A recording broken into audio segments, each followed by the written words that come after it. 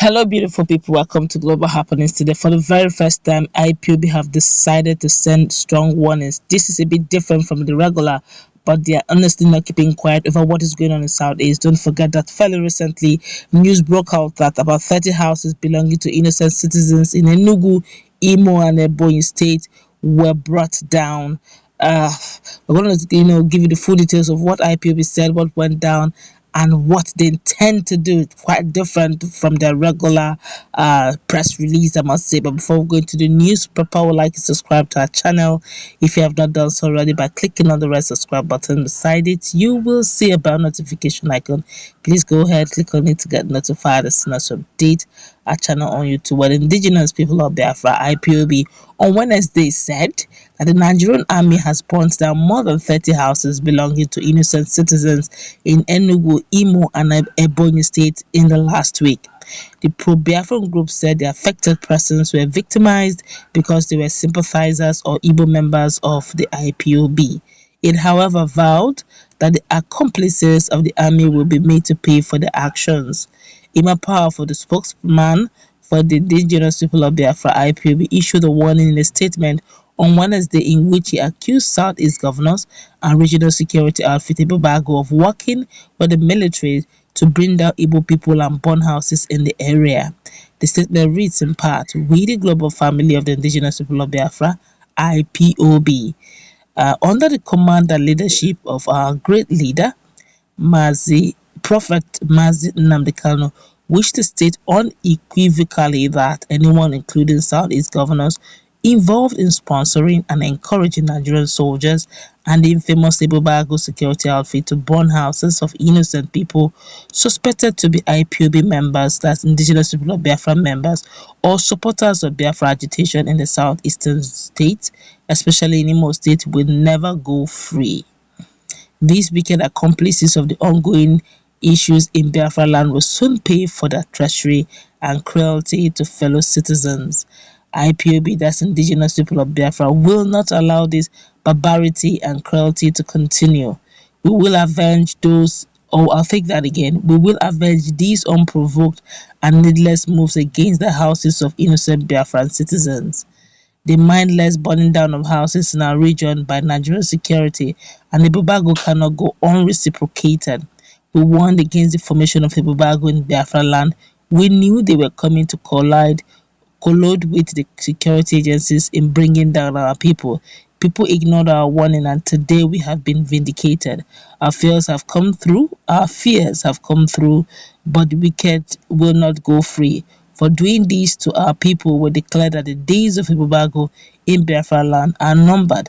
They will pay for what the military is using them to do against their fellow Biafrans. In less than 1 week now, Nigerian army has burnt down, according to them, burned down 30 homes of people and who because they are Igbos of IPOB and sympathizers of IPOB. Very soon we will make public the total number of houses so far burnt down in different parts of Biafra land, especially in Enugu, Imo, and Ebonyi states. We also want the governors of these states to take note and not blame IPOB for any reprisal, because we can't fold our arms to allow criminals to continue to commit issues in Biafra land unchallenged. Since nobody is defending our helpless people, we shall not abandon them. Enough is enough. Again, the politicians supporting and encouraging the Nigerian security army and police who cannot withstand what is going on in the whole of the north that is being ravaged must pay for their treachery. They will soon face the wrath of the people. Ohane's and Igbo leadership is not left out because they have done nothing to stop the mayhem. Elders and stakeholders in southeastern region should not beg us to calm down when we begin to pay back these agents of what they have done in their own coin. Instead, they should tell the security to stop burning down people's properties now. By the time we shall begin to reciprocate these atrocities, we won't listen to anybody.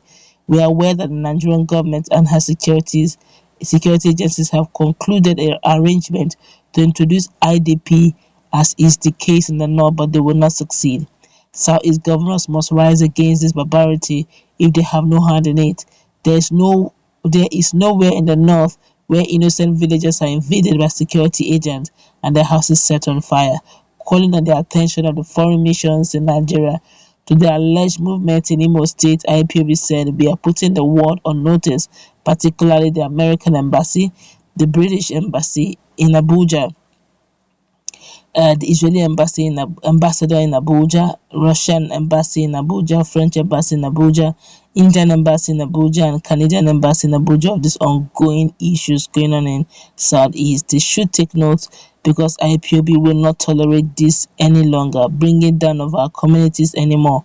Nobody should blame IPOB if we decide to defend our ancestral land against these issues that is going on. This is quite different from what Imam Powerful usually say, but I guess they've had it up to their full. But if you ask me, Ebubeagu are actually sons and daughters of Southeast Igbo extraction.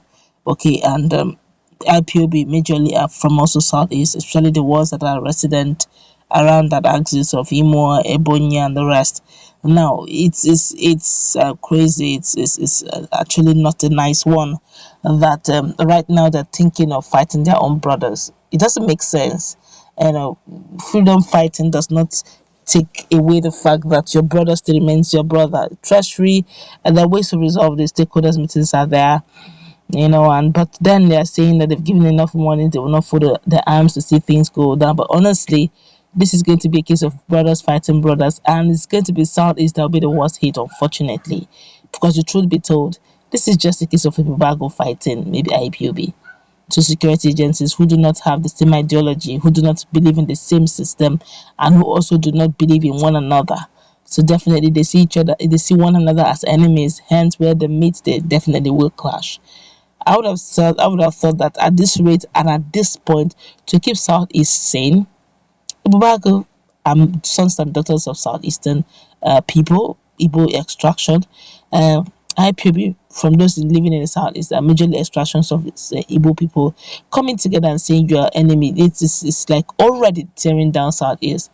And I feel at this rate, leave politicking aside, leave sentiment aside, the Southeastern governors, the Southeastern leaders need to stop this now before it will consume the whole of Southeast.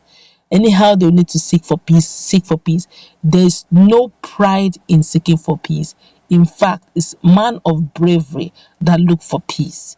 It doesn't take anything out of you. Some people think it's an act of weakness. No way. It's an act of strength to seek peace. Follow peace with all men. There are ways to go about this. I'm not saying that you should all, fold your arms and allow these things to happen. But there are ways, diplomatic relationship, and that's where the leadership of the Southeastern governors, leadership of the Southeastern elders should come into play. Because if you allow the hotness of the blood of the youth to flow, the Southeast is going to burn, and it's not going to be something nice. I feel that at this rate, before it escalates beyond this, all hands needs to be on deck, stakeholders meeting needs to be called, and brothers need to settle and eat in one plate like brothers. That's where we're going to wrap it up. Let's meet in our comment section. You may have a contra review. Please, no hate words. Let's interact. What's your take on this, please?